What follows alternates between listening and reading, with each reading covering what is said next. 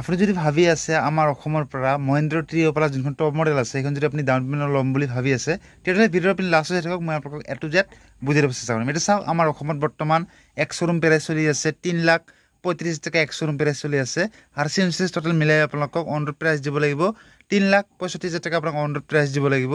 আৰু যদি আপুনি 2 বছৰৰ কাৰণে লয় তেতিয়াহ'লে মিনিমাম ডিপি আপোনাক 1 লাখ টকা দিব লাগিব। মানে আগতে যদি আপুনি গাড়ী ট্ৰেক্টৰ লৈছে অলপমান কম দিলেও হৈ যাব, মানে 80,000 মান দিলেও হৈ যাব। যদি ফাৰ্ষ্ট টাইম লৈ আছে তেতিয়াহ'লে 1 লাখ টকা ডাউন পেমেণ্ট দিব লাগিব। মান্থলি EMI আহিব আপোনাৰ 2 বছৰৰ কাৰণে 12,000 টকা মান্থলি EMI আহিব। ইণ্টাৰেষ্ট ৰেট পৰিব 10.5। টোটেল সুদ দিব লাগিব আপোনাক 2 বছৰৰ কাৰণে ল'লে 28,000 টকা আপোনাক সুদ দিব লাগিব।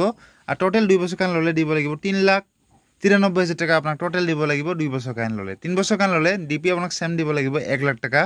মান্থলি EMI আহিব আপোনাৰ 8,900 টকা মান্থলি EMI আহিব। ইণ্টাৰেষ্ট ৰেট পৰিব 21%। মানে আপুনি 3 বছৰৰ কাৰণে ল'ব গাড়ীখন তাৰ কাৰণে আপোনাক 21% সুদ দিব লাগিব। ইণ্টাৰেষ্ট ৰেট পৰিব আপোনালোকৰ 55,000 টকা ইণ্টাৰেষ্ট পৰিব। আৰু টোটেল আপোনাক 3 বছৰৰ কাৰণে ল'লে দিব লাগিব 4,20,000 টকা আপোনাক টোটেল দিব লাগিব 3 বছৰৰ কাৰণে ল'লে। 5 বছৰৰ কাৰণে ল'লে আপোনাক দিব লাগিব ডিপি চেম। মান্থলি EMI আহিব আপোনাৰ 5,800 টকা মান্থলি EMI আহিব। ইণ্টাৰেষ্ট ৰেট পৰিব 32%। টোটেল আপোনাক সুদ দিব লাগিব 85,000 টকা আপোনাক টোটেল সুদ দিব লাগিব 5 বছৰৰ কাৰণে ল'লে। আৰু টোটেল 5 বছৰৰ কাৰণে ল'লে দিব লাগিব 4,50,000 টকা আপোনাক টোটেল দিব লাগিব 5 বছৰৰ কাৰণে ল'লে। আৰু ডকুমেণ্টছ দিব লাগিব আপোনালোকক ভোটাৰ আই কাৰ্ড, পেন কাৰ্ড, আধাৰ কাৰ্ড, বেংকৰ জোখন দিব লাগিব। দিয়াৰ পিছত আপোনাৰ 2 ঘণ্টামান প্ৰচেছিং হ'ব।